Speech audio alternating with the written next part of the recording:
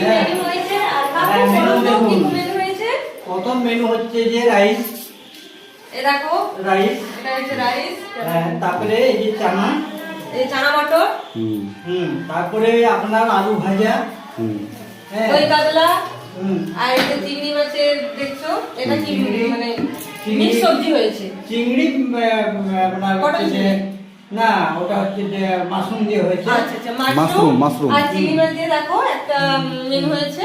এটা একটা নবরত্ন একটা হয়েছে, নবরত্ন সবজি। এটা ডাল, এটা হচ্ছে ডাল, আর এটা হচ্ছে যে চিকেন, লাল লাল। হ্যাঁ, তো বন্ধুরা দেখতেই পেলে আমাদের কমলদার মেয়ের বার্থডে সেলিব্রেশনে কি কি মেনু হয়েছে, তো তোমরা দেখতেই পেলে।